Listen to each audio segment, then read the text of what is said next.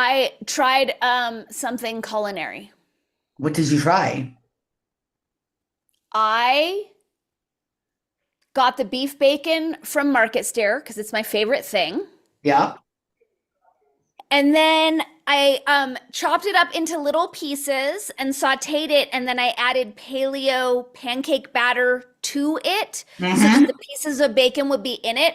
Unfortunately, the paleo pancake batter is like eating cardboard and sucks and kind of ruined the beef bacon. But I feel like in theory, it's a good idea.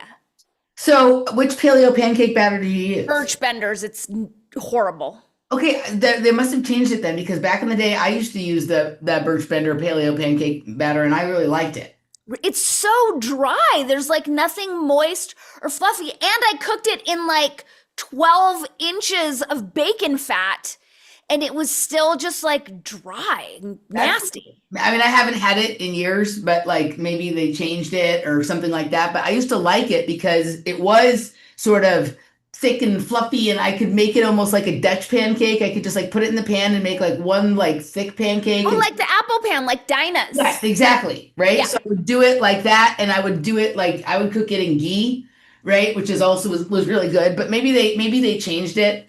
A lot of those companies are using shittier products now than they used to. Like it used to have like a lot of like arrowroot and some other stuff in it. I don't know what's in it I now. think it had that and like maybe tiger nut flour. I don't know. It was just so dry. And I thought with all the bacon fat, it was going to be super juicy and delicious. And it wasn't.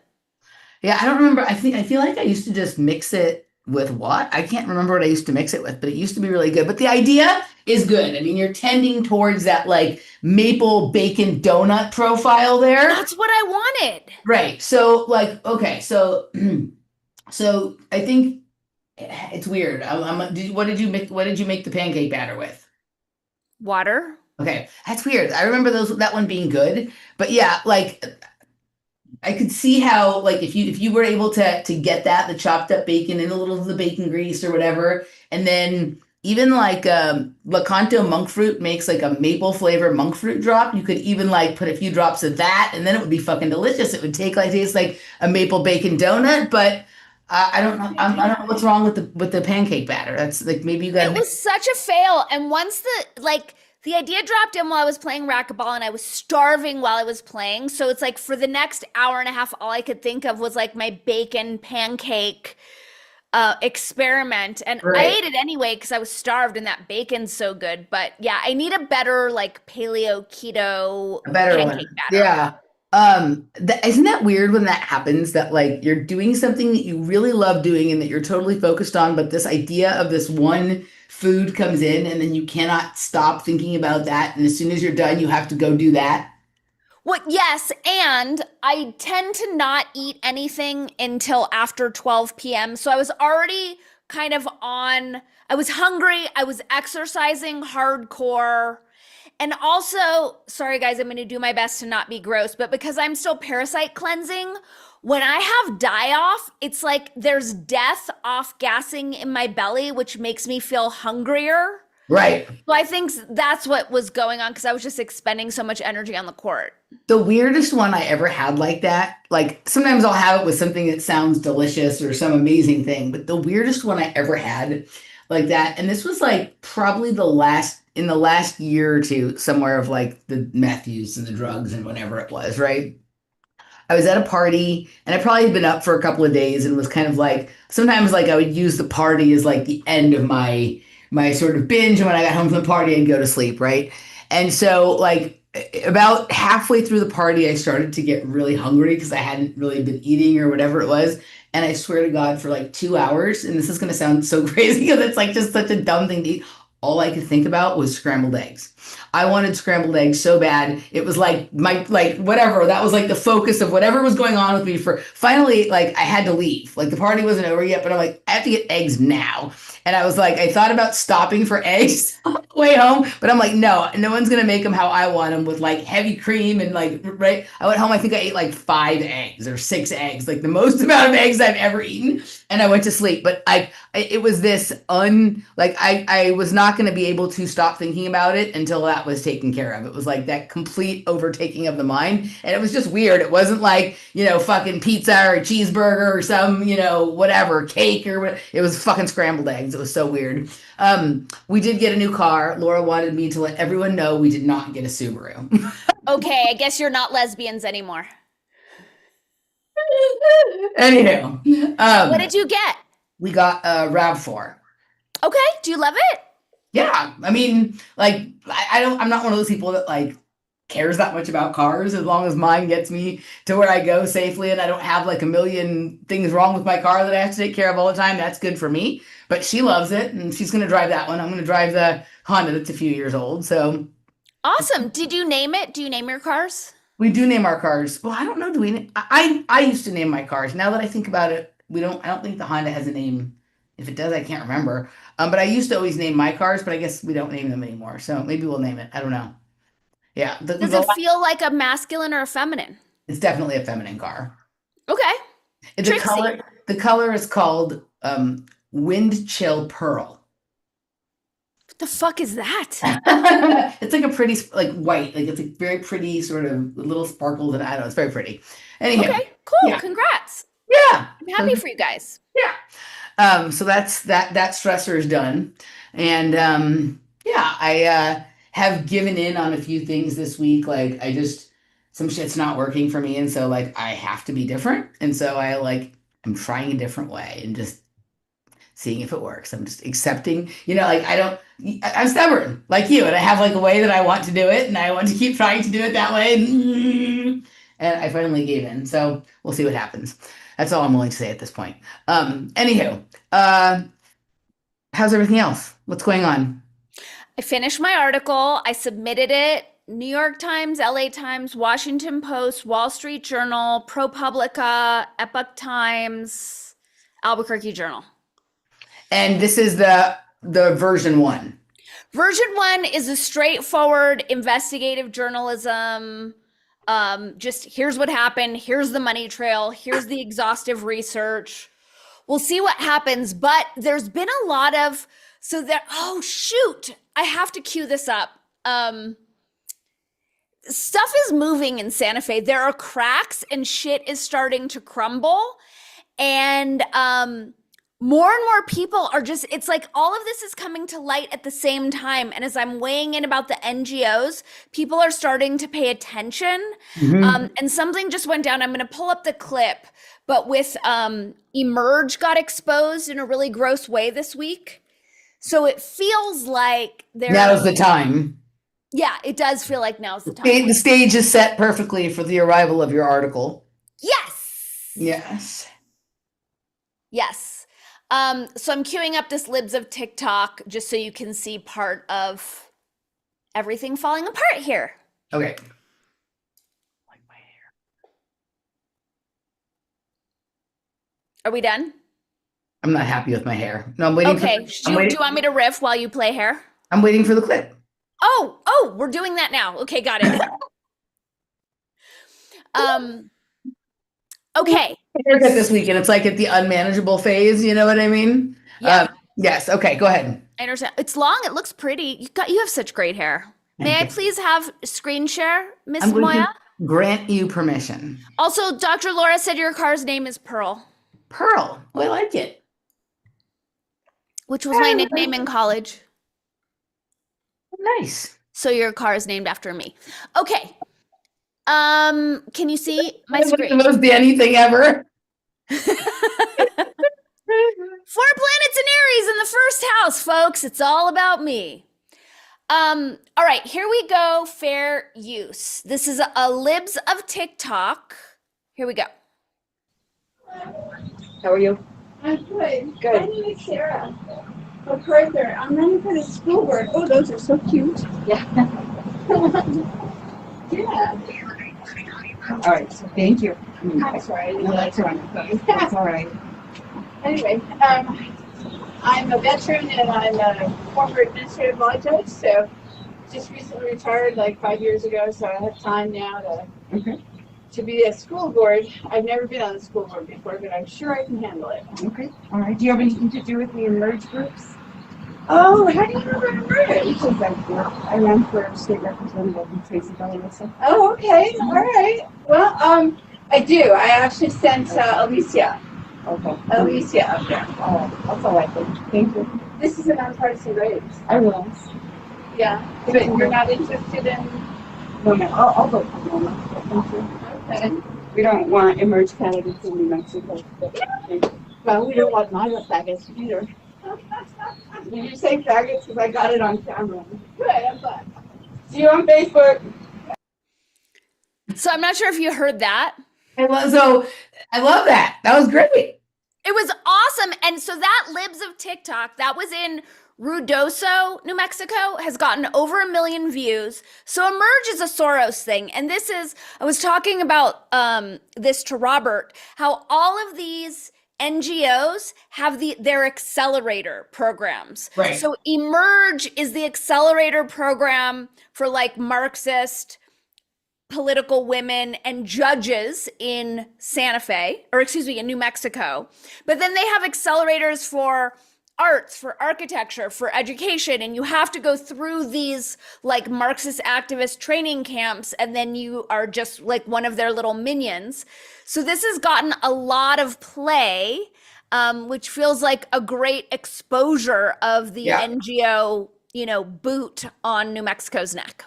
Well, that's good. Yeah. So the timing on your article is perfect. So, and then the version 2, which will be the more personal narrative sort of part of it, you're going to pitch that to different kinds of. Yeah, to the Atlantic, Tablet, Harper's, County Highway. Yeah. Okay. That's what I thought. I mean, I'm acting as if like journalism isn't totally co-opted and that there's a chance to slide in. We'll see how that goes. Well, I think that the slide in comes not from any hope that it isn't totally co-opted, but they're recognizing that like the region that they have co-opted is not broad enough anymore, so they have to expand their co-opting. So every once in a while you have to like do a real thing and then like try and convince that person to next cover your bullshit story that isn't like a real thing or whatever, and hope that they're thankful enough that you gave them a chance with their last article that they're willing to write your bullshit article now or whatever it is. So yeah. I think that's the chance. There's a lot of that right now. I think there's a lot of things being able to slip under the tent right now because of that. So yeah. Yeah. So fingers crossed. I haven't heard back from any publications as of yet. I appreciate everyone watching, holding the vision of this landing front page somewhere big. Thank you. Yay! Yay! And if anybody here has a relationship with their local editor or whatever it is, right? If you live in DC or New York or where else did you say? LA Times, New York Times, Washington Post, Albuquerque Journal, ProPublica. All right. Yeah. Oh, and the Free Press. That would be amazing. It would be amazing, especially if CBS picked it up. Right. And it would be such great. Especially if they're like, oh, she's a cat. So this is our person. We can do it. And then you'll rain endless hell down on them after that. Yes. Uh-huh. That would become the biggest mistake there. It'd be very fun. Why? It's a great piece. No. I mean, it's not like, but it's you go scorched earth. Like you're going to do that piece. And then you'll be like, how about this? And then it'll be your chance to go scorched earth, Probably. Ooh, thank you, Dr. Laura. Atlantic Monthly. Thank you very much. Atlantic Monthly. There you go. All right. So, where shall we start? I guess we already started. You did. Yeah. That was an unexpected clip. Correct, because I just remembered at the last second. Thank you for all the compliments on my hair. Like right now, it's just not mop on the top of my head because it's unmanageable. Please keep them coming because Emily does have the best hair, but also in lieu of compliments, super chats are going to go a long way. So thank you. Super chats to take care of my hair. Okay. Shall we do, I guess we could, I have 2 clips. They're both longer. Would you like to start with how the right weaponized corporate media over 50 years or Peter Thiel's dark Antichrist plot revealed? Let's do the first one, please. First one. Okay. Here we go. And fair using as usual. Here we go. How does this all relate to what we're seeing right now with Barry Weiss? She's been appointed to run CBS, and you tease that you will be coming out with a larger piece on this news. Can you give us a hint into what you'll be saying? Pause. Sure. So the Powell memo comes out in 1970. Why is her face so close to the camera? I was almost like when I was prepping it, I'm like, did I, you accidentally sometimes can hit that zoom in thing on YouTube. And I thought maybe I had done that, but yeah, I don't know. Really bizarre. It makes his look really small. Hopefully we could go up her nose for All right. the next one. There we go. It's circulated among the Chamber of He Commerce. talked about this Powell document. Piece I'm on sure people hear that. I guess there's something called the Powell document or something. this news. Can you give us a hint into what you'll be saying? Sure. So the Powell memo comes out in 1971. It's circulated among the Chamber of Commerce and the like. And one of the things in the Powell memo is urging corporations and billionaires essentially to invest specifically in media. Now, media corporations at the time could have used their power and their journalists essentially to expose the Powell memo and the plot that came out of it. Instead, what a number of media corporations did was actually join the movement explicitly. Now that sounds like something out of fiction, right? It sounds like I'm making that up. What we uncovered is, you can see, members of the Powell memo task force include top executives at some of the largest media corporations in America in the early 1970s. We're talking about executives at ABC. We're talking about the president of CBS. We found a letter in which the president of CBS, almost 50 years, exactly 51 years before Barry Weiss is installed at CBS News, you have a letter from the president of CBS in correspondence with a university president, conservative university president, saying, the Powell memo essentially is essential. I completely agree with all of it. And I am working to correct the situation at CBS News. And the situation he's talking about is this idea that the media at that point, this was the idea among sort of conservatives, that the media was too aggressive in holding corporations and power accountable. The guy who had freaked them out, I mean, Lewis Powell specifically, was completely freaked out by Ralph Nader. Lewis Powell references Nader in his writing. He was totally freaked out about Ralph Nader. And so the point is that 51 years ago, you have the heads of some of the biggest media outlets participating in a movement that is in part about trying to make the media more compliant with corporate America. And we found the minutes of this secret meeting, another secret meeting, in which they're reviewing what they're doing, how they're using the media. They're talking about they're funding a motion picture, which later they funded a film with Jimmy Stewart. They're talking about radio actualities. They're talking about producing newspaper columns and the like. I mean, it sounds kind of old-fashioned in the pre-internet era, but the point is they were really focused on media. And we also found one other thing you'll find fascinating. We found this document about Roger Ailes. Roger Ailes is attending some of these Powell memo organizing meetings. And one observer, the same university president I mentioned, he's talking about how Ailes gave a presentation reminding corporate executives in the room that they are advertisers to media outlets. And essentially, they should use their power as advertisers to pressure those media organizations to make different news coverage decisions. Roger Ailes, soon after, gets appointed to run a Fox News forerunner called TVN, funded by Joseph Coors, who, in audio that we found, that's never been aired before, says that he was stirred into a political activism by the Powell memo specifically. So Ailes is installed as the head of a forerunner to Fox News, having no real experience in television news or running a television newsroom at all. He gets installed, and somebody who is at that company tells the Columbia Journalism Review, essentially the Coors family hired Roger Ailes because he's a Republican, not because he's a newsman. They don't want a newsman. So I guess all of this is a reminder that the conservative movement has been focused on turning media and journalism into a political weapon. And of course, So this is the point when I was listening to this morning. Is like I was just listening. I wasn't listening because I thought I'd bring it here. I'm like, if Dani heard this, she'd be screaming and yelling and having a field day, right? And I the moment I had that thought, our dear Katie, face close to the mirror, comes through for you, my friend.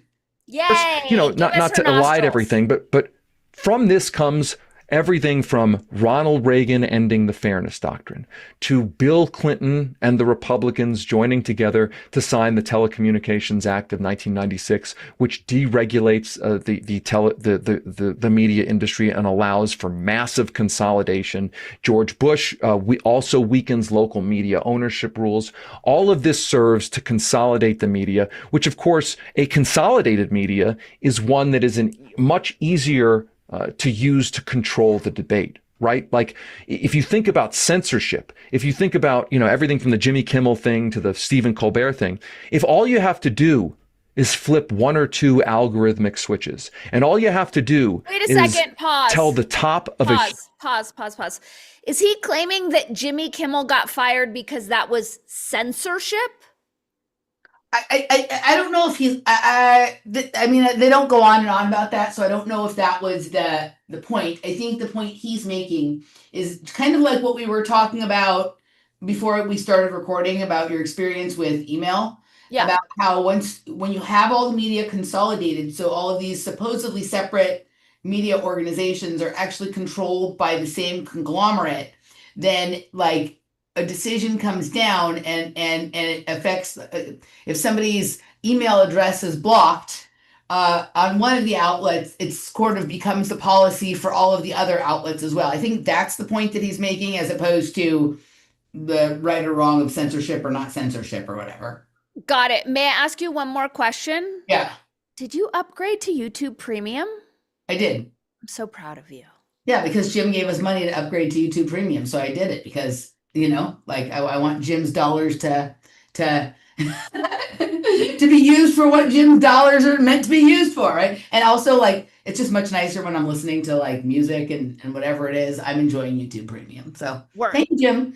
All right, continuing. huge monopoly or an oligopoly, get these people off, you can completely limit and narrow the political debate because there aren't nearly as many competitors with audiences at scale. So what I'm hearing from you here is that the Coors family is not just responsible for delicious light beer. That is true, and I'm talking to you from Denver, Colorado, where their movement started. Returning to the issue of Barry Weiss, I wanted to quote something that she said, and you. Oh, I guess she says the thing later in the interview. For some reason, I thought this was the part, but she does say it at some point. Hold on. Covered this before. This is from a Federalist Society meeting, and she said, "I am a gay woman who is moderately pro-choice. I know that there are some people in this room who don't believe that my marriage should have been legal. And that's okay, because we're all Americans who want lower taxes."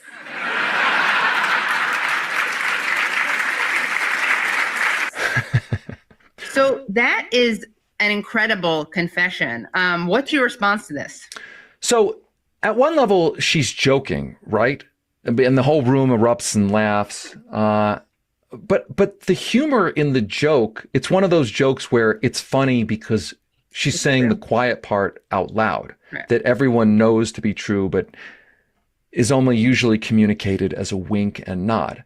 It's a reminder that what holds the conservative movement together, that for all of the culture war issues, that frankly, Barry Weiss is mostly focused on, that for all those culture war issues, what ties them together is oligarch economics. And she's, tax cuts for the wealthy as the one she holds up. And I think it's a very revealing comment because what it says to me, what it insinuates is, look, we the conservative movement, use the culture war as a kind of shiny distraction from what we're really organized around, which is serving the class and economic interests of the very I'm wealthy. getting annoyed. And if you look at I'm getting annoyed every time he says conservative movement. Right. But I'm also getting annoyed because this is not a partisan thing. And the fact that he's trying to make this into one directional polarity when this is what they're all doing is annoying the fuck out of me. Yeah, 100%, right? And this, like, I for some reason I thought Katie came in a little earlier in the video, but she's about to come in with your point. So okay, great. Give the it Free to me, Press, nostrils. as an example, Barry Weiss's Substack that just sold for reportedly $150 million. The Free Press embodies this. The Free Press is all culture war all the time, which serves as a distraction from the economic class war. So not surprisingly, lots of oligarchs are interested in investing in this, promoting it, amplifying it, and now bringing it right into the heart of so-called mainstream media at CBS News, right? Like, the more, I mean, it's the old what's the matter with Kansas thing, right? Like the bread and circuses. The more we can focus the country's discourse on the culture war, the less, at least the theory is, the less people will focus on the economic class war. And I think that comment from Barry Weiss is, the joke of it is, what's funny about it is that everyone in that room in the Federalist Society knows that's true. That's what's funny about it. Like, she actually just came out and said it. And I'm glad she did, in the sense of, okay, we're acknowledging what this whole ruse on the right is really all about. And it's in some ways the right-wing corollary to one of my favorite lines to come out of the mouth of Hillary Clinton, which is referring to Bernie Sanders' economic agenda, of course, saying, well, breaking up the banks and racism, no. Will it end sexism? No, right? It's the same thing, where they're also using culture wars from the other side to kind of kneecap economic populism. That's absolutely right. Both parties do this in their own specific ways. The donors to both parties want the discussion to be about anything and everything other than how those donors are immiserating the American people. All right, we'll stop right there. Right? Like, when I first started listening to it, I was like, I'm going to bring it because this is the thing Dani's talking about that she can't stand, and here's another example of it. And it was interesting to me because the rest of the conversation is about some of it from the other side. If you want to continue listening, we can continue listening. Katie brings up, a couple more points and whatever it is. But I thought it was kind of interesting that sort of she caught it. And as soon as she said it, he's like, you're absolutely right. And so my question is why, it's not my question. I know why they're doing this, but this is, we were just talking about little cracks of things sort of getting in. And it feels like the next obvious place for people who have grown their platforms sort of during this time when distrust of media has gone but haven't been subsumed by some other corporate kind of something or other, is to push on this side. It's not the right wing, it's not the left wing, it's all of them. Correct. Right? And he was perfectly happy to admit it, but the leading story and the way he would have presented it, probably, if this has to do with audience capture. He runs he has like a news site. And in fact, I was thinking in response to this, maybe you should send your article to his news, to his thing. He has What's his site? Who is he?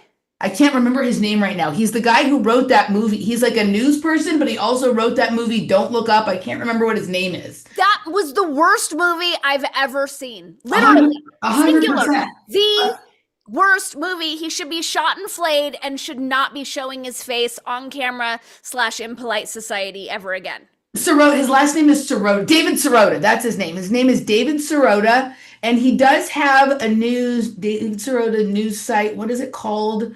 It's called The Lever, right? And you should say, after I hadn't sent it to you, but after hearing you on Useful Idiots talking about how weaponized the side of the media is, like here's my article about the weaponization of the NGO and left side of the media. He's not gonna run it. The guy who wrote "Don't Look Up," the climate change freak show, hysterical fearmongerer.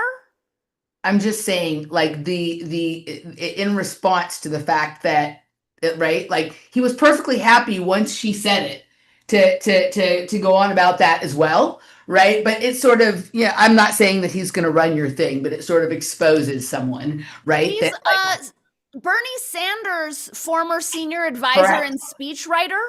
Correct, and that's why that's what she said. She said it's kind of like when Bernie Sanders used to, whatever, right? That was kind of where that sort of came I'm from. happy you brought this, and I just want us to be mindful that this is clearly where they're shifting the narrative and the propaganda. It's been what, like 6 weeks of this? Yeah, I agree. Like right-wing dark money, right-wing media capture, right-wing, which is all it's doing is doubling down on this fake divide. He is a divide Correct. and conquer propagandist. I agree with you. She is not. I don't think she is. I actually felt like, right, like I feel like she and then it went that way.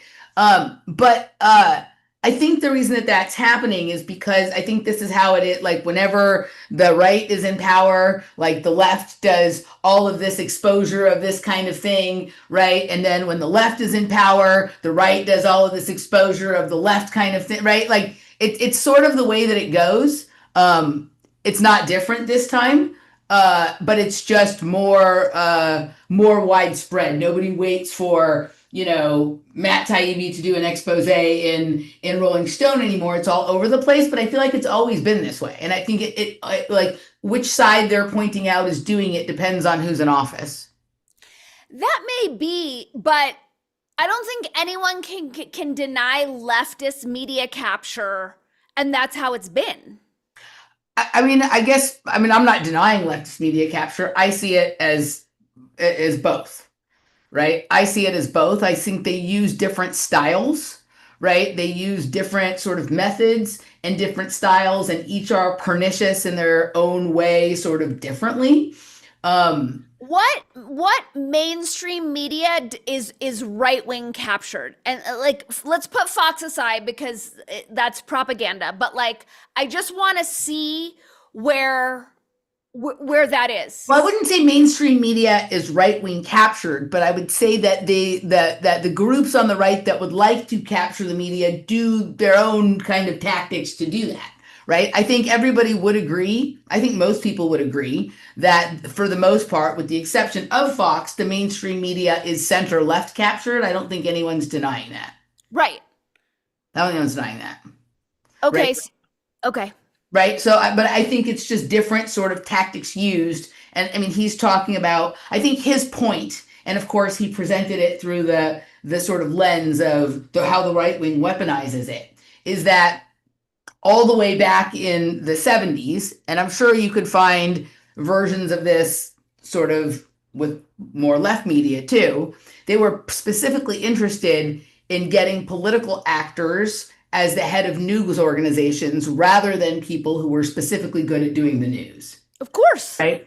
And the way that they were doing that, and this was was through billionaires, through billionaires funding the media, and then pressure campaigns to lean more into what advertisers want as opposed to what the actual news or your customers wanted. Yes, correct. So I think that was the main point. It's right, there's value in what he brought forward. It would have been better if it's just look at how fucking weaponized the media is, instead of taking it from the right left sense or whatever it is. So I brought it as an example of what you're talking about. And at first I was only bringing it as an example of that, but then Katie pushed back and he acknowledged, which I appreciate, because some of these other people don't, like you said, Glenn didn't push back when what's her name did it. Yeah. And some people, even if someone pushes back, they'll deny it. And he didn't. At least he was honest, and he was like, yes, they do it on both sides. But yeah, no, I agree with you. There is some sort of new push, but I think it's just, this is the round we're seeing in this administration's time, right? I feel like we went back and looked at in the previous Trump administration, we'd find some version of this. I'm sure if we went into the Bush administration, there'd be some version of it. And then the opposite, if we look at like during Clinton's time or during Obama's time or Biden's time, that there would be exposés on the left, right? I think that's just pretty simple. Maybe, but like, okay, sure. I'm so tired of the left-right fiction. It's so annoying. And the fact that he's actually exposing the larger oligarchy problem, but still trying to shove it into a right-wing thing, it's just like, I just choked on my vomit a little bit. Yeah, I'm entirely tired of that. I'm tired of people who make excuses for the right. I'm tired of people who make excuses for the left. I'm tired of the whole damn thing. Like, I pretty much think that, and this, would leave us without a show, and we're not doing that yet. But, if everybody just stopped paying attention to this, I think it would just like shrivel and die. 100%. Yeah. 100%. Yeah. All right. Is it cool if I go with my Barry Weiss now just because he mentioned Yes, her? please. Yeah, that's a good idea. Okay, cool. And I'd like to thank Pure Thought for your generous super chat. Thank you Thank so you, much. Pure Thought. And thank you, Dead Star Cave Girl. We can always count on Dead Star Cave Girl. Thank you, Dead Star. Whee! Thank you, guys. All right. So for some reason, No Agenda's site has just not been working for me. So I got it on another one, and we'll go for a few minutes because there are a couple different takes on what's going on with Barry Weiss. Got it.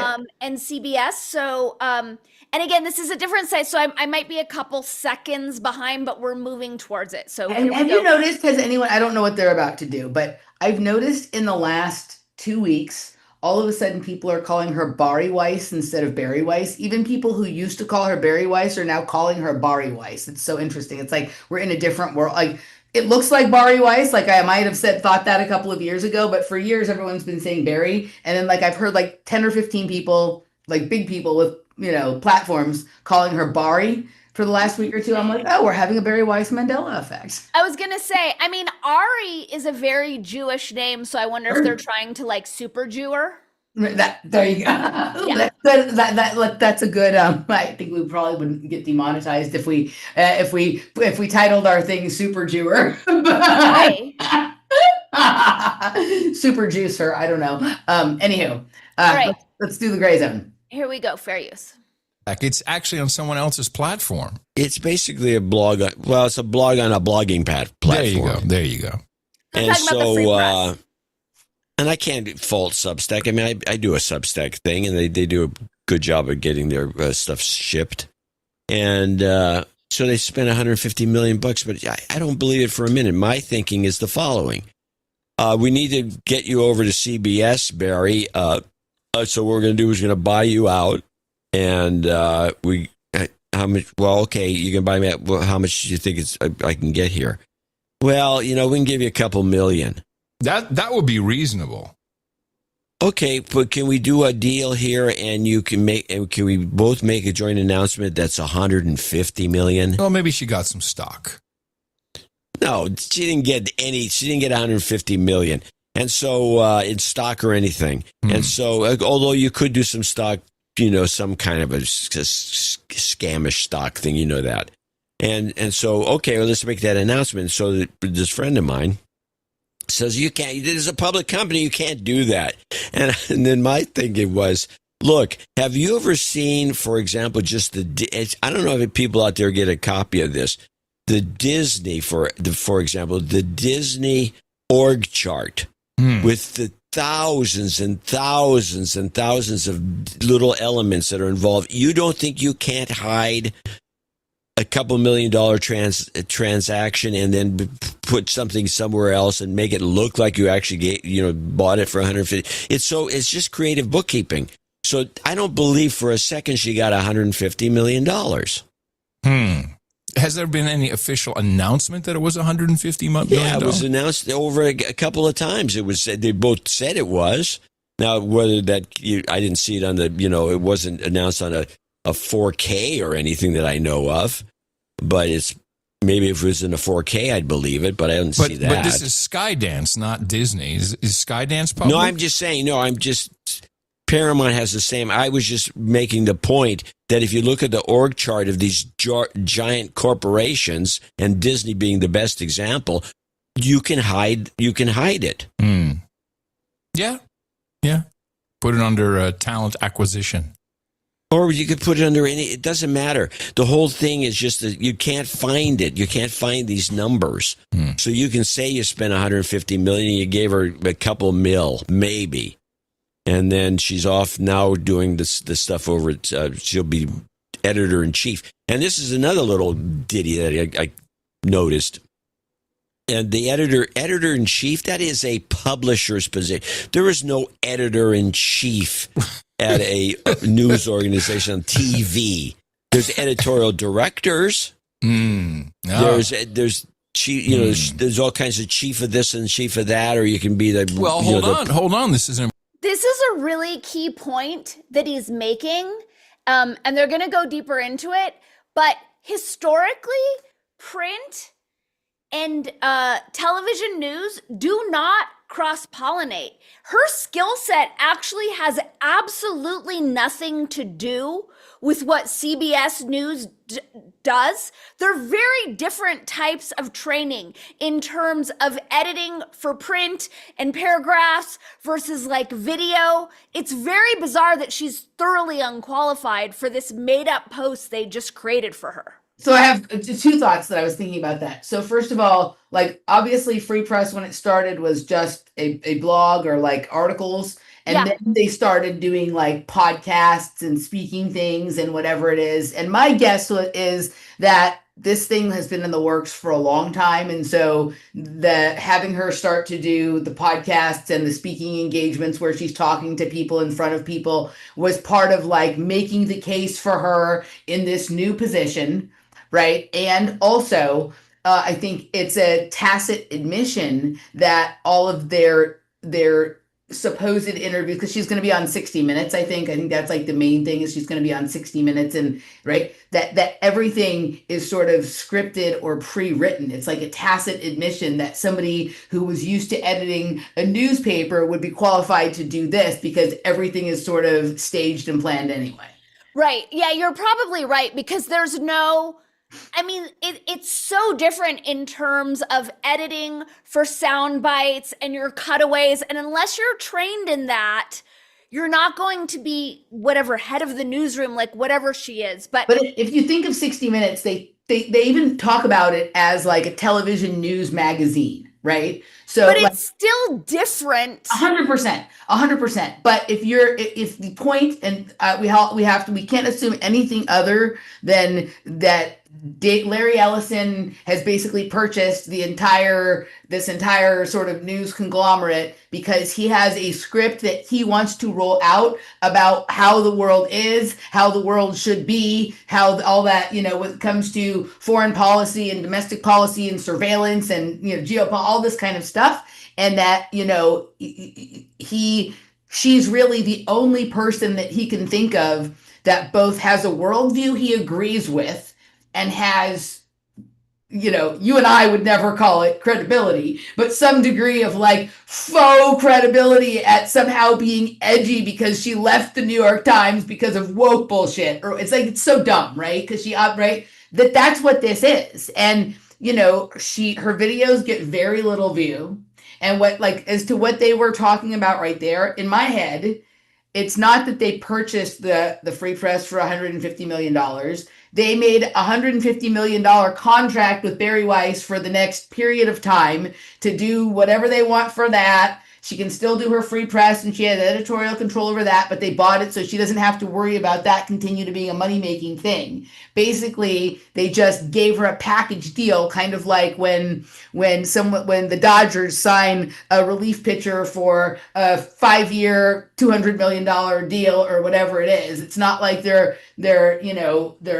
buying. It's an ongoing thing that they want you to do for them. It isn't that they're just buying one thing from you, right? Right. Yeah, I understand that. And there's a little more they get into it. But I just do want to say that, like, I cannot think of I mean, obviously I'm not tracking the trade publications, but it's pretty unheard of that they would pull someone with a print background with zero experience in broadcast news. Podcasting is not the same as broadcast news. The timing is very different. How you frame it. She literally has zero Sure. experience, and she's now just been put to the top of the pile. Remember when the left said we need to get our own Joe Rogan? Yes. Like this is like Larry Ellison saying mainstream, we need our own whatever the left version of the person like who's on everything, Diane Sawyer or Christiane Amanpour or whatever it is. We need our own version of that who's going to tell all the lines that we want. Right? Totally. It's kind of like that, and it's not and they couldn't find like I don't think in the like regular media sphere there's anybody who's fanatically Zionist enough for Larry Ellison. And so maybe, but we don't know. I mean, Zionists are fairly common. I'm sure there's someone who's qualified in the broadcast realm who actually has experience who could have stepped in, but this is about publicity. This is about something else. It's about killing a bunch of birds with one stone. For sure. And John's going to make another point here that's interesting. So let's hear it. Here we go. Important point. If she's editor-in-chief, she may be editor-in-chief of the blog.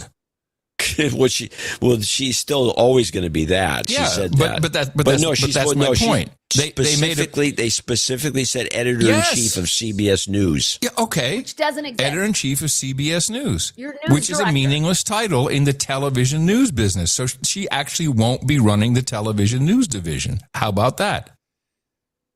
I don't think she's going to be running it at all because she's not even going to be. The reporting system is off.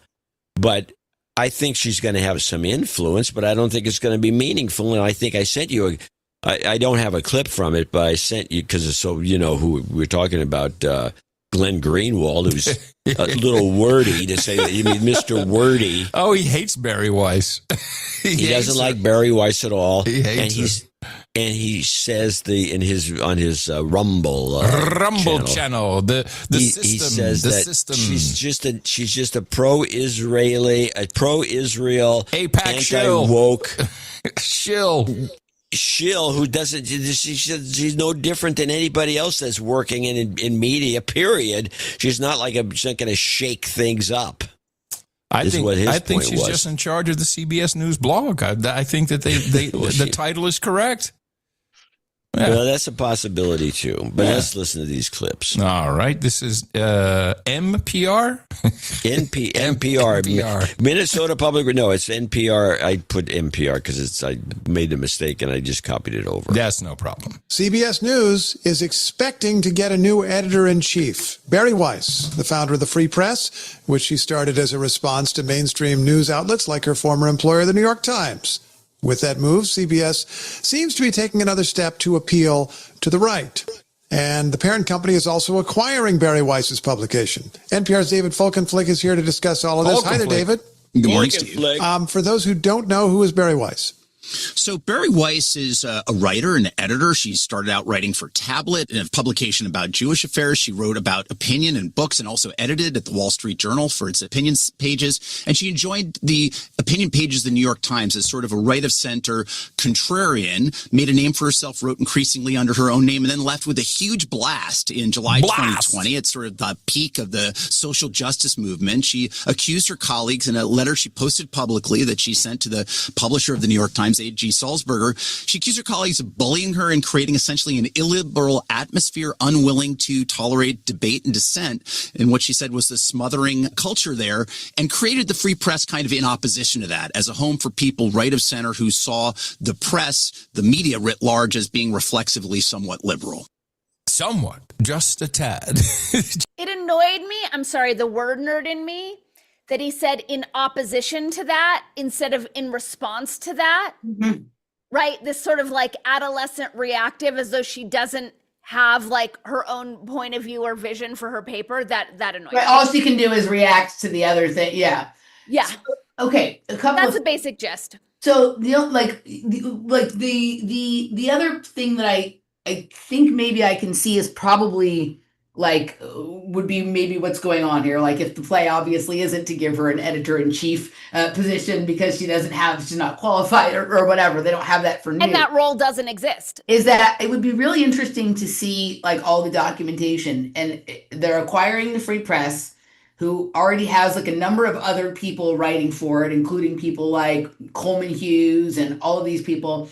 And if you recall, like I haven't watched 60 Minutes or like 2020 or any of those like, shows that I used to watch, but they would often bring in people from like Newsweek and Time, people who were theoretically like magazine article authors, to come in and tell their news stories. And I can see now that like probably they're going to switch to bringing in people from the Free Press, like Coleman Hughes and Nellie Bowles and all of these other people to inform everybody about what they should think. But I also wonder if there was any reach into the new university in Austin, and if like that's starting to become a place to sort of cultivate this new media kind of person that they want, right? This this sort of, and I think of this more as like Zionist takeover of media rather than a right-wing takeover, because right now, like the right in America seems to not be on board with all of that super Israel Zionism-y stuff. So it's Zionist, right? Yep. And if at some point it becomes more beneficial for Zionists to be more left-wing, then that will shift, because at the heart of Barry Weiss and Larry Ellison and all of these people is they're Zionists more than they're right or they're left. Yeah. Right. And so it's more of like, because you and I talked about this when the University of Austin first started, right? That like, oh, this whole university is going to be like about free speech on everything except for Israel. So whether the university is more right-leaning or more left-leaning is irrelevant. It's all just about curating an entire worldview that like exempts this one thing. Guess what I just found out? What did you find out? So for years, Adam and John have been calling CBS CIA Broadcasting Service, that it's like very specifically. So you mentioned that, and I'm like, did Ford Foundation give any money to University of Austin? Remember, Ford Foundation is CIA. Yes, they gave them a grant in June 2025 to focus on environmental justice, global inequality, and civic engagement. She's an intelligence agent or asset at this. So this is all a whole intelligence. No, this was part of in our last little segment where I was talking about like what her role is, and I think she's always been some sort of intelligence agent, whether for Mossad or for someone else. Oh, good point. My guess would be that she and Ben Shapiro come from like the same program, and he came from the clearly very right-wing program, and she was more on the left, and then they've sort of converged in this other thing. But also we cannot forget that Larry Ellison also used to run the Oracle project for the CIA. So it's just everybody coming home. Totally. Yeah. 100%. Yep. Figured everything out. You're welcome, guys. Thanks for your generous super okay. I hate to do this during the live stream, but like I have to pee so bad that I don't think I'm gonna be able to concentrate if I don't go to the bathroom. Get it, girl. All right. So you entertain people for 30 seconds. I'll be right back. Okay, guys, do you have any questions for me? Because I would rather answer questions than just like riff about absolutely nothing. Send me your questions. Make them all caps.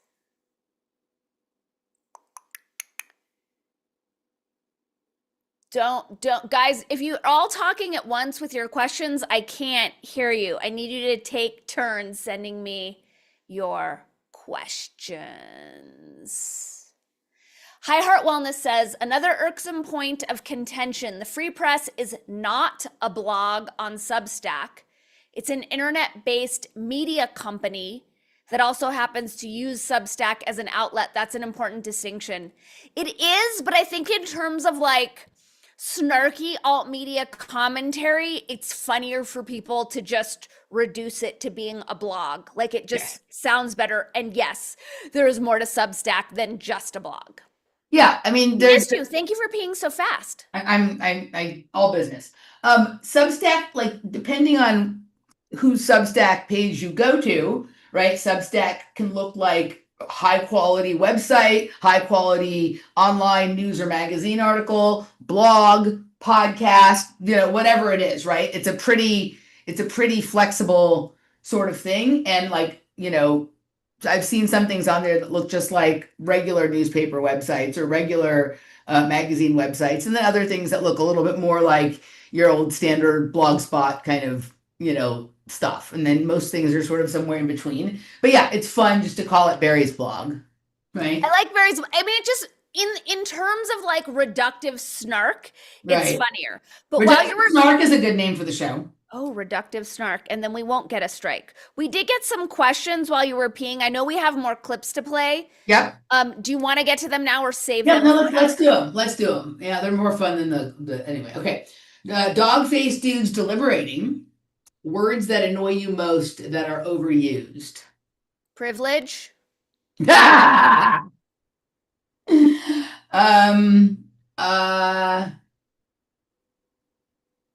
So I don't know that I have some word like there's that guy on Breaking Point, Sagar and Jetty, that like misuses words. Like when people misuse words, he uses the term whenever, like when it has nothing to do like When he means wherever. when he means anything that is like not like he's there needs to be a joining word between what he just said and what he's about to say. He doesn't know the one he should use, so he just uses whenever there. So I like things like that, right, are not my favorite. And then I don't like the word horny. It's just a little crass for me. I used to not like bitch, although I use it on the racquetball court. yeah. N word. That is the phrase that annoys me the most, the most. Right. The N word, because I'm 4 years old and I can't trust my mouth to make words without judging myself as a hateful racist. I cannot stand that. We could say kike, fag, chink, beaner, loser, idiot, but it has to be the N word for this protected class. That wins for me. I cannot with that. She cannot.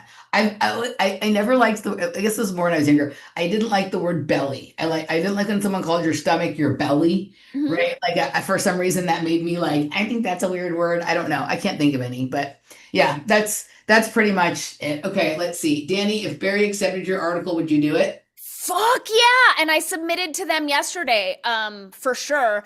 And Trixie, yes, I did interview Ron Trujillo, and I'm gonna put it out next Friday to like optimize the exposure for him to get elected and be our new mayor.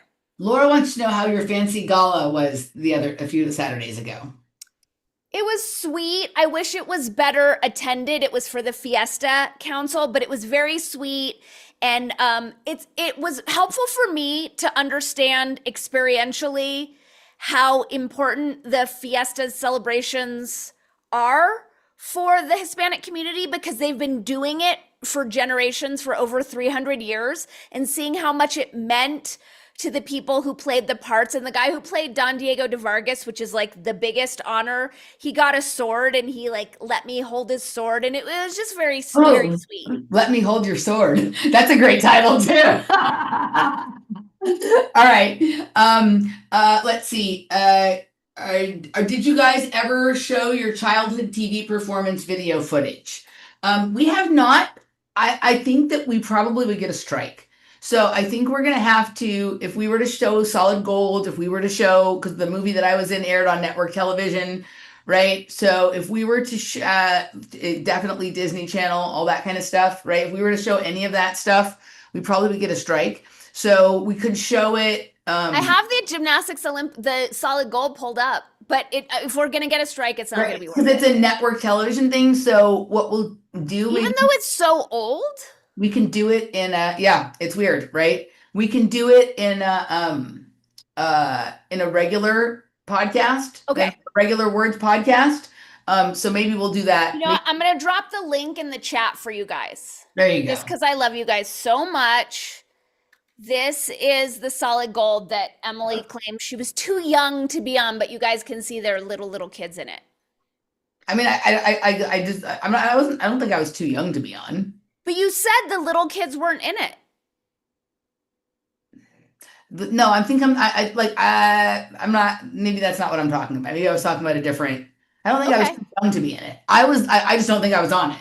Right. I don't recall that I mean, I was a few years younger than you, right? So I just don't recall like that. I remember when I guess I remember when people were going on it, but I don't remember there being, it's not something I ever sort of tried out for or did a practice for. They just came to the gym, and like everyone who was in the gym that day was just Maybe I wasn't at the by gym default. Then that might be what it was. Like that's Yeah. like I went on Good Day LA, like Wake Up Los Angeles, all of that kind of stuff, and then I had some other stuff that I was on. But no, I think it'd be more fun to play all of our television appearances so that you and I can remark on each other in the. Okay, So I we'll, love we'll that. do that. We'll do that on one of our regular Words podcasts, and then we can play the videos in all their glory and not worry about getting a. I love that. Right. Thank you, Jim, for your generous super chat. And what I'm gonna happens answer. to our lap when we stand up? Well, let me answer. I liked his other question. Oh, I missed Do it. you like opossums, and would you consider one as a pet? No, I don't know. But you know what? I do have a friend who likes raccoons and feeds the raccoons in her backyard. And sometimes it's like completely her entire backyard is taken over by this like raccoon world back there. And so I've seen they're that. pretty And then she like talks to them. Like she talks to the dad for being like a deadbeat dad and bringing his little raccoon kids over to like tear up her plants. I don't know what that is. I'm talking about someone I know. Oh, okay. Someone I know who's right. Who Got are it. nameless here. But Me says, you two have the whitest teeth I know. You don't use citrus acid whitener. So what do you use? I don't use anything. I brush my teeth. I used to sometimes I use like the salt rub on. Sometimes I'll rub salt. I use salt toothpaste. Occasionally, like I'll do sometimes like the peroxide and baking soda. I think it's the peroxide mouthwash, but I have learned the hard way. The peroxide is not good for the gums, but it does make the teeth white. Yeah, you can't do it all the time. You shouldn't go up high. You know what I mean? Like all of that kind of stuff. I didn't used to use that until like I was drinking a lot of coffee, and then I used it for the coffee issues. But I think that's actually why, because I don't drink red wine or I don't tend to take in the things that stain the teeth. And thank you for the compliment. Very sweet. Yes. P Anonymous wants to know if Laura can come on camera.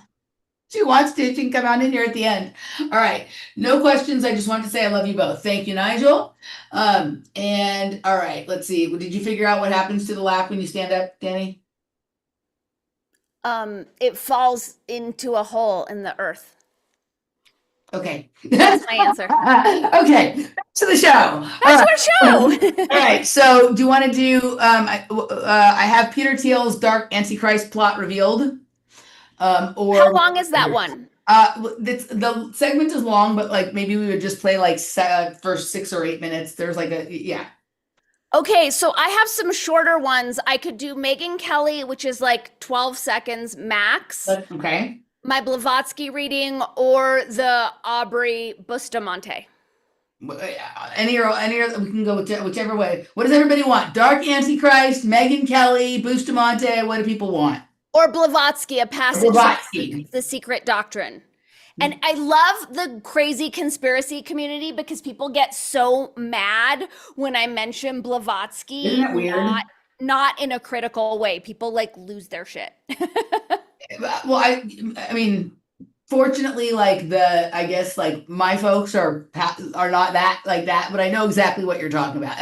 People who like all the Freemasons are bad, Blavatsky's bad, everyone who ever, right? That's just where it's like anything else. Like people who want to go where the occulted knowledge is, there's going to be folks we like there, folks we don't like there, folks that are sort of in the middle. And it's like, it's not like you have some love affair with Blavatsky. You're just interested in what she was saying, and apparently half the rest of the world was too. So it makes some sense to pay attention to it, right? So yeah. Totally. All right, so we have votes for Blavatsky. It seems like Blavatsky. Oh, that's a great name look at that title, blah blah Vatsky. Oh, I love that. I don't know if that's Alien Marcus or I think it's Alien Marcus behind that dog-faced dude's deliberating thing. I don't think that's Benjamin. I think Benjamin comes in on his own. So I think that's Alien Marcus. That is a great title. If we use that one, hat tip to you, my friend. Okay, cool. Yeah, that's brilliant. I wrote it down. All right, so let me pull up the Blavatsky real quick. Then we'll do Megyn Kelly super fast, and then we could jump into Thiel. Okay, so I sent this to Emily and just for the highlighted part, but I think the entire paragraph is pretty interesting. So when she says both creeds have won their proselytes, she's talking about Christianity and Islam. Okay. Have won their proselytes at the point of the sword. Both have Second built sword their reference in this episode. What was that? Second sword reference in this episode. I'm gonna write down second sword reference. Just second sword. There we Second go. sword. Great. Over the gateway of century 1 of our era, the ominous words, the karma of Israel fatally glowed. So that's where I was like, what the fuck? That fascinates me. And then she goes on to say, over the portals of our own, the future seer may discern other words that will point to the karma for cunningly made up history, for events purposely perverted, and for great characters slandered by posterity, mangled out of recognition between the two cars of Jagannatha, bigotry and materialism, one accepting too much and the other denying it all. Wise is he who holds to the golden midpoint, who believes in the eternal justice of things.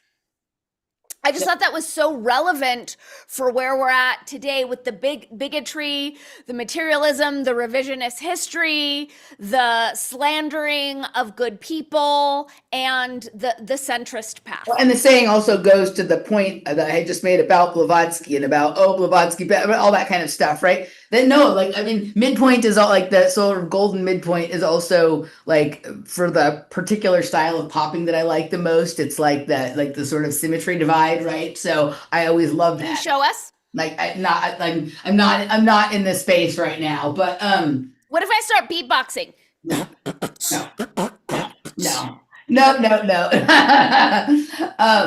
So yeah, no, I think that I think that's right. I think that's right. Like there's no, like in all of these arguments, there's not, like, when I say arguments, I don't mean an argument between you and I or some small arguments people are having on the side. Like the arguments that our attention is constantly being drawn to, there is like no like righteous character who is like the right one. It's all just this sort of cartoon circus mirror show where it's like you're either tall and skinny or, like it's like the clown mirrors, right? One side is tall and skinny, one side is short and fat, neither represent reality, and everybody is, like sort of lost in the hall of these mirrors like this, right? Correct. And I think that sort of clip, sums up sort of that idea. And I thought, I'm really loving The Secret Doctrine, I have to say, which I hadn't read before. But I think it's interesting that she's talking about the karma of Israel in like year 0, year 1, which to me, because I don't really know much about it, is just like the plot thickens, is like what is really going on with Israel. Mm-hmm. Yeah, it's got to be something that has, you and I have opined, I've opined with other people about like what is like the bigger metaphysical thing going on here, what is the sort of spiritual technology in that land over there, like what's really happening. And like I'm sure it's kind of something sort of like that, but I'm sure I have no idea exactly, even close to what it is. And I know, like, all of these sort of like religious wars or holy wars and things like that. It's not like, I don't see there being like this good guy that always gets the bad rap or whatever it is. They're all doing fucking crazy bullshit. And I feel like none of them are really about what they want the masses to believe they're about. They're all like it's always about something completely different than that. Right? It's always and this is allegedly before Jesus was born that Israel had fucked karma. So is it like the stuff that they stole from the Sumerians or the Chaldeans, or again, it's like I'm still trying to figure it out. Well, maybe like part of what they are is some sort of like bandit of time, right? Like they're moving through timelines in and out, doing the by deception we shall conduct war, lying to people, stealing, cheating, all of this kind of stuff. Maybe, I don't know, right? I'm sure I don't know either. that do that kind of stuff. as well. But you know, I don't know. I want to say something because Lucy Rose Up said in the chat, I just want to scroll back a little bit. She said it all stems back to their Stargate, maybe. And I said, that's what I've been guessing too. And she says, right, I thought people might think I was being funny, but I wasn't. So I asked Marcy about this because Marcy spent a lot of time in Israel and she shared a story. I'm not going to mangle it, but basically of like being in a movie theater in, I don't know if it was Tel Aviv or Jerusalem, but everyone in the theater having some crazy mystical experience that was so out there that was pointing to something about that place on the planet. So this is what, you know, for Lucy Rose Up, this is what Emily and I have been conjecturing on for years, is it's got to be a Stargate, a portal, a particle accelerator, something. If you look at their symbol, right? Like their symbol is like what I think this is what their Stargate looks like. And then the question is, where is it? Right? So we have, and I've done this on shows with Jeff before. I think I've done it on shows with you before, right? The way I see it is there's this hexagon in the middle. Yep.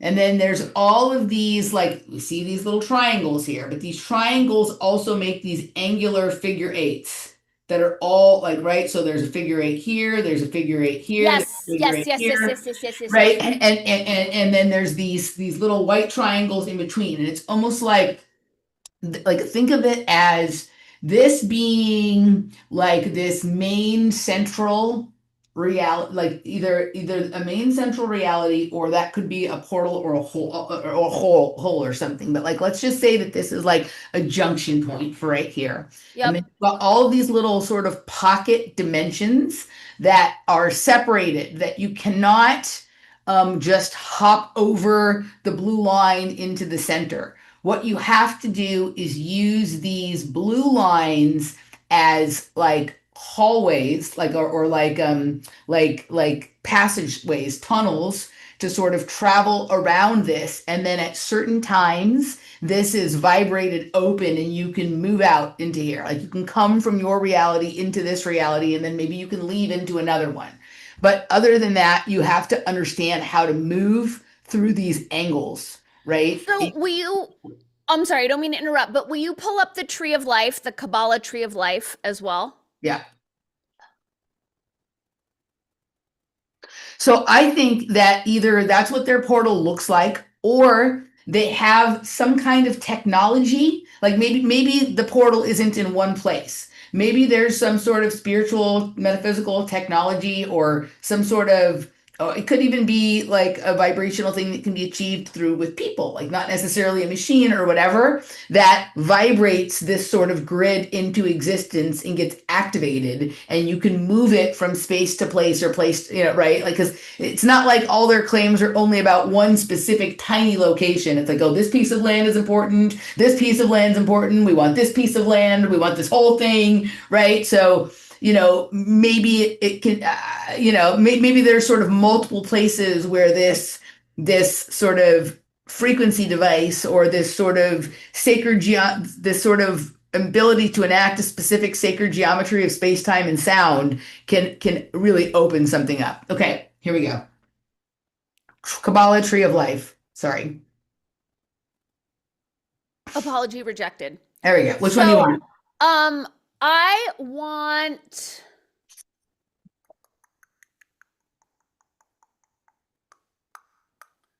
See, these have lines where there's not supposed to be a line. Can you scroll down? Okay. See the one that says oh, shit. This is not how I learned it. So pull up, let me see. There we go. That one. The vector stock live Sephiroth diagram. Above that one. Vector stock live. There. Yeah. That's the one. Okay. All right. So the way that I was taught, and maybe I was taught wrong, but see the line that's going from Tifereth to Kether? There's Yeah. not supposed to be a line there, as I was taught, and I'm not an expert. Right. So the way that I was taught was like, that's the final leap into enlightenment that people have to figure out. There's no carved out pathway because there is no line connecting them, and making that leap, which is really from the heart. It's a psychic leap. It's a psychic leap. Correct. Yeah. And so that's what I was thinking about when you were saying they have to Yes. travel through the lines, but they can't get into the center. Right. You have like that, like there's pathways that if you know them, you can sort of skirt around the outside of this and wait for the gate to open and your chance to move through in specific ways. And you can move from the separate, like one little white triangle to another one. Like if you're aware that pocket dimensions exist, you can move from pocket dimension to pocket dimension, but you have to understand this like specific grid. But if you want to just like jump into the middle, you either have to wait for it to open or you have to vibrationally be able to traverse whatever that membrane or boundary is. Yes. Right. Yes. Yeah. Like I think how this works with how I see sort of whether you want to think of it as dimensional travel or reality alignment or whatever it is that there's it vibrates like you want to go someplace that's on the other side of the membrane there's a certain vibration over there. If you are able to match your vibration to that one long enough, then almost like a tunnel or a portal opens sort of between you and you're able to either pull that towards you or move yourself towards that. Right. And it's kind of like if you know how to find the right station on your radio dial, you can listen to it. Yes. Right. And if you don't know the right station, right, you can be aware that it exists, that somebody is broadcasting, like especially when you watch some of these old like movies or documentaries or TV shows about like the World War II time and how important like radio signals and waves were in that and whatever it is. Like there was that really good series on Netflix called All the Light You Cannot See. Okay. And it was very like story driven, but you can assign sort of psychic or metaphysical properties or sort of science fiction or otherworld ideas to some of the topics that were discussed in this very specific linear kind of way. It was really good. And that was all about that, like being able to tune into that frequency and being able to decode the message, pick up what's being put down. Right. So yeah, I mean, to me, their symbol is a Stargate. They're showing you their Stargate. And it's just a question of how does it work? Where is it? Who's in charge of it? Does it really belong to them? Did they steal it from someone else? There's all these kinds of questions. So have you heard about, and I might be pronouncing it incorrectly, the Chaldeans? Chaldeans, yeah. So again, I'm just starting The Secret Doctrine, but she says that the entirety of Judaism was taken from the Chaldeans.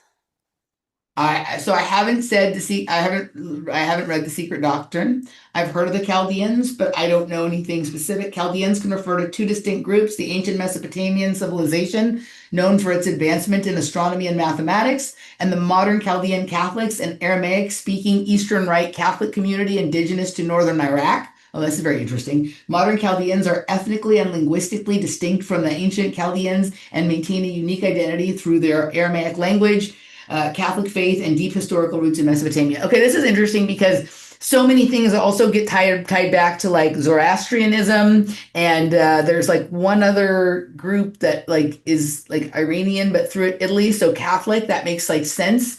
And that they're like these like redheaded Italians or something like that, right? So I mean, I think lots of people are wearing costumes. I think there's lots of people running around saying that they're one thing when they're really something else, pretending to be something when they're really something else, believing they are one thing when they are really, I think that's a huge one right now. It's like lots of people don't even understand, not just right now, always, lots of people don't even actually understand like their heritage. Like maybe they have it incorrect, but even if they think they have it correct, they don't even necessarily understand what that means when you push back into history, and that some of these groups that are at odds now were not always at odds, or some of the groups that are not at odds now used to be at odds. And so the way things have aligned and where people actually come from is like not as cut and dry as like this plot of land, kind of thing. So yeah. I always, whenever I read any of these occult books or books by people who have been sort of both on in one way lionized, but in other ways demonized in the alternative media, I always like them. I always enjoy the books. I learn from them. Whether I agree with, right? Like they're much more interesting to me than just like some YouTuber's story about a conspiracy. Totally. Right? Totally. Yeah. Yeah. Okay, next. Do you want me to do Megyn Kelly or do you want to jump into Teal? It's already 6:30. Yeah, let's do Teal. Okay, you want to do Teal? All right, here we go. Yeah. All right. Okay. Here we go. Still fair use. Here we go. Antichrist. Up next, the Antichrist. Let me let you set this one up. I mean, I'll give you the bare bones. Let's put this up on the screen from the Washington Post. So, Peter Thiel, we all know and love. Is this Crystal Ball? He gave this. Yeah, it's Crystal Ball. Why is she not dressed like Tranny Crystal? This is a whole new look for her. Series of 4 I think she dresses like a tranny when she's with Sauter, but when she's with Emily Jashinsky, then she, yeah. lectures, like 2 hours each. All right, hold on. Here we go. All right. Peter Thiel, we all know and love. He gave this series of 4 private lectures, like 2 hours each. You had to agree that they were off the record and not to record, blah, blah, blah. Well, they got leaked. The audio got leaked to the Washington Post, so they wrote up this piece. They say, inside billionaire Peter Thiel's private lectures, warnings of the Antichrist and U.S. destruction. Tech billionaire, they write, Peter Thiel recently warned that Swedish activist Greta Thunberg and critics of technology, or AI, are, quote, legionnaires of the Antichrist. In private lectures on Christianity that connected government oversight of Silicon Valley to an apocalyptic future. In the 4 roughly 2-hour lectures, which began last month, Thiel laid out his religious views to a sold-out audience told to keep the contents off the record, according to an event listing. He argued those who propose limits on technology development not only hinder business, but also threaten to usher in the destruction of the U.S. in an era of global totalitarian rule, according to the recordings. Now, for a guy who, helped found... He should be bestowed an award for fear mongering. That is fantastic. It's like this funny jumble of things because, like, he's saying basically like Greta Thunberg is a legionnaire of the Antichrist. Now, I have no love for Greta Thunberg, but him calling her somehow problematic to whatever's going on for the world is like I actually see them as kind of the same from opposite ends of the spectrum, right? Like they're both completely like autistic and out of touch with reality and have no idea how to communicate with other humans. And she's ruining the world through communism and he's ruining the world through fascism, and ultimately both suck. Word. Okay. Palantir and is invested in this whole world. Very convenient that he sees any sort of infringements on technological development as helping to usher in the Antichrist. Which is like, I mean, coming out with something so like reverse of how not only most people feel, but how the people you're supposedly pitching this to, claiming you're a Christian, feel about that. Is sort of bold, right? Yeah. Like, oh, anybody who tells me I can't do what I want to do is the Antichrist, and anybody who lets me is a wonderful person. And there's also, I mean, there's a lot that's really noteworthy about this too. I mean, the fact that he it's explicitly religious and Christian in a Silicon Valley setting where that hasn't always been the association. I know from listening to some of the other things that he's said publicly, you sent me some of the lectures that he'd given or the talks that he'd given previously, that he also likes to connect it to, okay, well, even if you're not religious, like there's a secular concern about.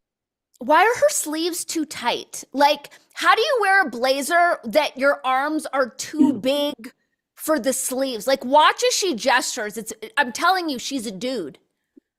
Dude looks like a lady. Get up. About the end of the world. You can think about nuclear weapons. You could think about climate crisis.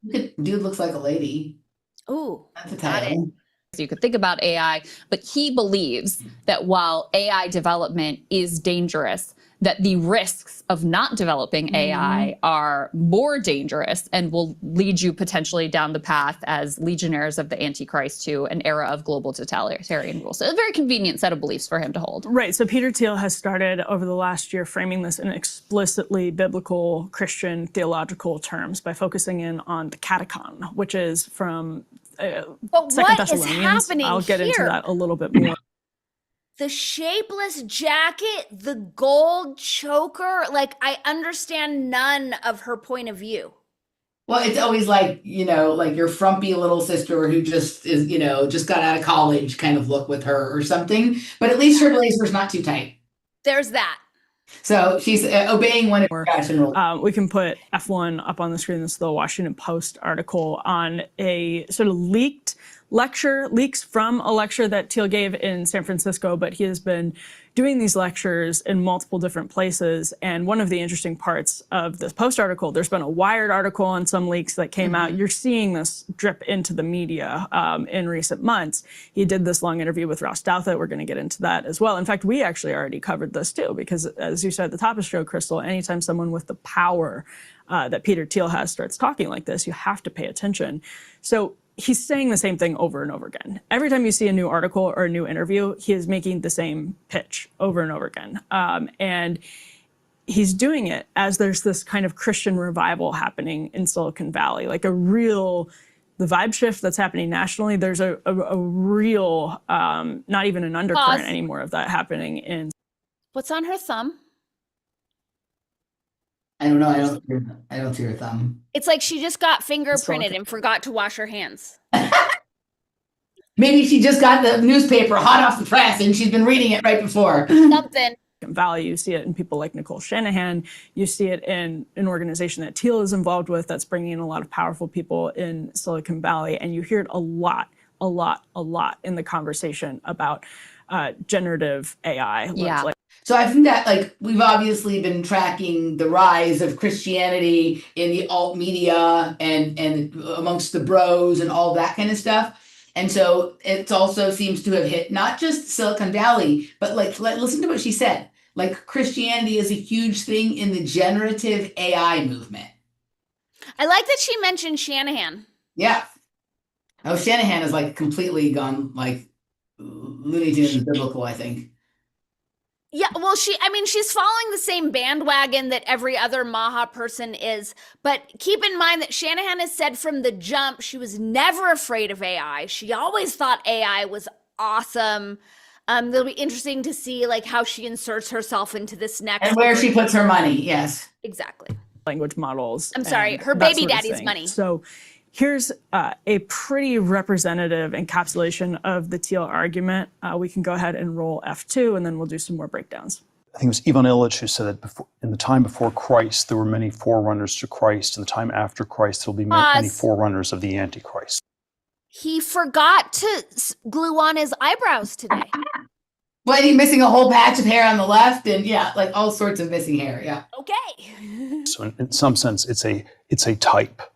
So Nero was a type of the Antichrist, or maybe Napoleon was a type of the Antichrist. And what about you? Yeah.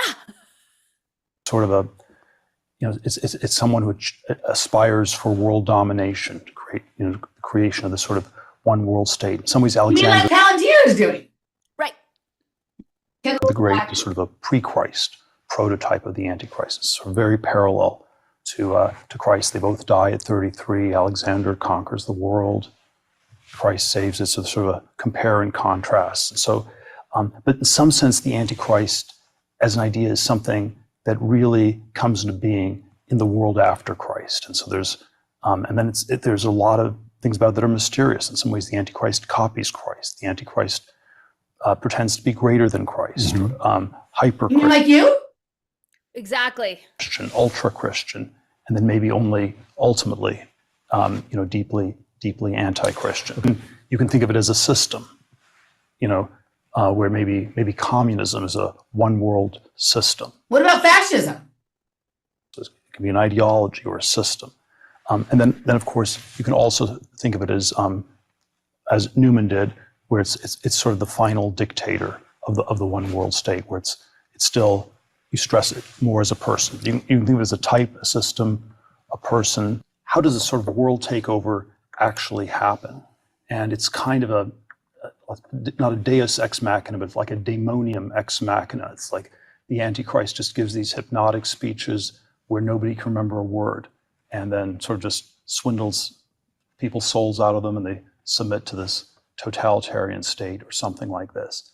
And I think if we were to speculate on how to solve that plot hole, we have an answer in the world after 1945, that people are in 1900, early 20th century, people were not yet scared of apocalyptic weapons. They could not imagine, anything of the scale that we'd have by the second half of the 20th century. And so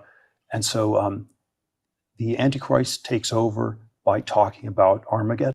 The Antichrist takes over by talking about Armageddon. Now, Ross Douthat, in his interview with Peter Thiel, which we covered earlier, picked up on what many of you are picking up on after hearing Peter Thiel say the Antichrist talks a lot about Armageddon while he's been on a year-long tour talking about Armageddon. Let's roll the next clip. Wouldn't the Antichrist be like, great, we're not going to have any more technological progress, but I really like what Palantir has done so far, right? Yeah, isn't that a concern? Wouldn't that be the irony of history, would be that the man publicly worrying about the Antichrist accidentally hastens his or her arrival?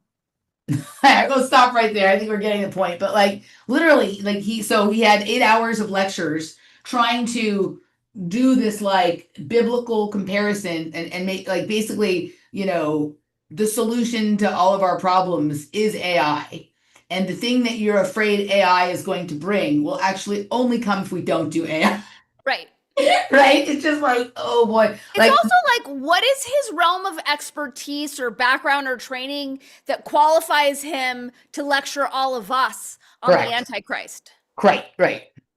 And what do all of his Christian followers I don't care about any of this, but he's a gay man, and most of these Christians that he's preaching to probably have thoughts about that. That's just completely blown over, right? The whole thing. Obviously the digital ID that's going to be required for all of his technologies, right? Later in this show, and people can go watch it themselves, they get into the conversation about the mark of the beast and all of that kind of stuff. But I can't, if I were a religious person looking for salvation, the least comforting creature that I could ever imagine offering it to me is him. Oh, yeah. He actually looks like a reptile with he looks like the Antichrist. I will say whoever's coaching him on trying to behave human, he is seeming more human. I don't like what he's saying, but he is able to play the role of a human being better than he was playing it even 6 months ago. Yeah. I think part of it depends on who he's talking to, and if he feels like they're, if it's an easy conversation for him, or if he feels like he's being challenged or whatever it is. Yeah. But he's creepy. To me, he's creepier in a more terrifying, permanent, long-lasting way than someone like George Soros is. George Soros is a creepy old man, but he's an old man. Yeah. Right? And he engages in old school corruption, right? That it sucks because it affects people who aren't aware of how it works. But once you understand how it works, you're kind of not fooled by it. Right. But he's not into these deep tech solutions for the problems that he wants to solve. That Flash created. Yeah, right. See, totally. Right. So I don't know. All right. Shall we go to the chat box, or do you have one more thing you want to show? Nah, let's go to the chat. All right, let's do a short. I would like to share, if I may. My new solo podcast came out today, and I did a line-by-line quantum languaging analysis of Keir Starmer's announcement that digital ID would be mandatory. So I do recommend folks check that out on any podcast platform or my Odyssey channel. Cool. I'm aware that conversation is going on. That is happening in the UK. Right. That actually passed. That is a real thing. But are the people pushing back or no? No, I don't think. It seems like the UK is falling, and someone I started watching something today. I don't know if it was James True, but where they're trying to take out the UK. It seems like the UK is like in the globalist sites Well, destroyed first. so there's one. So the thing we were talking about when we were visiting with you, where you guys, Eric was telling us about that you couldn't go to Europe without fingerprints, Oh, okay. right? Remember we were having that conversation Yeah. at a Japanese restaurant, and I hadn't heard it yet. Of course, I looked it up and like that was true. But then later, I heard something that made me believe that England is not part of that, and so I looked it up, and it's true. England is not part of that. England is not doing that.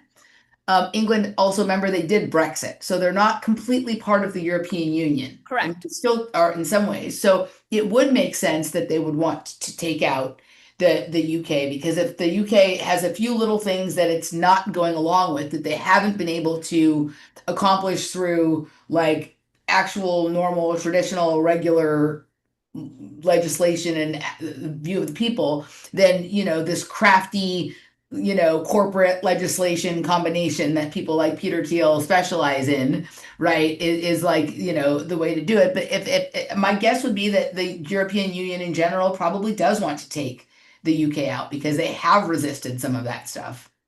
So I stand corrected. I sit corrected. Dead Star Cave Girl said the people are pushing back in the UK though. Okay. So my apologies, my mistake. Okay. But also remember City of London, like the King and the Queen, where all of our taxes go and the bonds that they hold on us, like isn't all of that out of London? Well, the City of London is separate than it's not actually Like part DC. of the UK. It's completely separate. It's like the Right. Vatican or like DC. So it's completely separate, and they have their own set of Rules and laws stuff and- like that. yeah. And they seem whatever their obsession is, it's different than the obsession of the European Union. The European Union, like it would see, like it's they have a different way that they do this sort of warfare, right? Like type of thing. But yeah, I thought that was encouraging that they're not requiring, like the UK is not going along with some of that kind of stuff. So but Keir Starmer, like all you have to do is look at him and know that he's like one of those characters that was installed in order to do something like this, right? I mean, at this point, they're all installed. But he has no other value. Like there's some other people that have political talent, right? That like people are good, they're good talkers, right? They can give speeches that are compelling, and I'm not saying they're good people. Yeah. But he seems like literally like, oh, this is the special tool you use just for this thing, and that this is the thing he's the tool you use for. Yeah, right? that makes sense. No talent, right? Yeah. So, all right, let's go to the chat box and see what. Thank you guys for your questions. Put them in all caps. Yes. And thank you for your generous super chats. Yes, Every thank penny you. helps, even if it's $1, even if it's $2. That means the world to Emily and me, who show up here every Wednesday for you. Every Wednesday. There was somebody who I think it was High Heart Wellness was staying with the Barry Weiss. Barry Weiss thing. She said not to beat the Barry hobby horse to death, but why not? Because it's kind of fun. But calling the Free Press a Substack further legitimizes a false truth that Barry is alternative or independent media. Fodder to make her seem like she's not on the inside. Right? So a little like, 5D chess there, right? Yep. And she also wanted to know, is there an assumption being made that both those Israels are the same? So when someone has a kid named Jesus and the kid's now the Jesus. No, I do think, I also wonder sometimes, like, it's kind of like we have this United States of America, and then we have the United States Corporation. Yes. Like that probably exists for Israel as well. Right. And there's probably a corporate or an administrative version of that. And then there's this other sort of more organic, metaphysical, spiritual, whatever it is. And yeah, I think sometimes we're confused. And that goes for like all of these other places and people that have controversy about them. There's the real thing, and then there's the straw man. There's the real state, and then there's the corporate state. So I think that's a fair point as well. Okay. I don't think anyone has any questions for us, Emily. I think we are complete. Okay. Deliberating Alien Marcus says Conrad Flynn's interview on the Tucker Carlson show on the occult Kabbalah and the Antichrist newest manifestation and how to avoid the mark of the beast premiered on October 3rd. Yeah, and I heard that Tucker's interview with Alex Jones, they were talking about that as well. You hear these little things mentioned, but like mostly those people don't come out railing against Peter Thiel and railing against Larry Ellison and whatever. They're happy to rail a little bit against George Soros or Bill Gates or whatever it is. But like those people are like that's passé. That's like last year's threat or last century's threat, right? So you ever watch that guy? Is it Brendan? I think it's O'Connell. He has an accent like maybe Scottish, Irish. So he did a show this week where he was ripping into the Alex Jones Tucker Carlson interview and how fake and on the payroll they are. I haven't seen it. Yeah. Going after Whitney so hardcore for being like a shill and a liar, but the way he was doing it was kind of like lascivious and creepy and like almost rapey. It made me very uncomfortable. Like, I'm pretty open to like however people want to play, but he was pushing a line that was just very weird. For me personally, whenever a main part of somebody's overall ongoing narrative or like presence is to like complain about their censorship and somebody else's stealing of their material and all of that kind of stuff, I'm not even saying whether it's true or not. Like that's a no for me. That's a turnoff. So for years and years, people have sent me Brendan O'Connell stuff. I'm familiar with a lot of the narrative, and I'm sure he's right about a lot of things. But I have never once listened to a single thing he's ever done where he has not been complaining about how unfair everything is, and hasn't talked about how someone else is getting credit for his work, or someone else is a star who shouldn't be, and whatever it is. And for me, it's just a turnoff. I get it. No for me. Totally get it. Thank you, Jim and Nigel, for your super chats. They mean the world. Thank you so much. My thing has stopped showing me anything, so I haven't seen a new comment in quite a while. So we are done with the questions. I was curious, Dogface Dudes deliberating, if the Tucker interview with this guy was on the level. Was it obvious propaganda? It's like when Lex had on the like head honcho of the Rosicrucians? It was one of those guys, and I'm like, oh sure, I'm sure the secret society Grand Master is just gonna hop on YouTube and share all of the initiate's secrets with all the randos in the world. So like, was it one of those, or was there actual value in taking in the interview? Alien, you let us know. I haven't watched that one. I can only handle, like, I can do like watch one big long Tucker interview thing like a month. I can't like watch all of them. It's too, like is right. Because it's like there's important truths being said, but being mixed in with like such lascivious, like such the poison pill, whatever, that it's just like, right. Totally. So. All right, guys, I think we're done. We are done. We'll see you next time. We love you. Have a wonderful evening. Thank you, guys. We love you. Bye.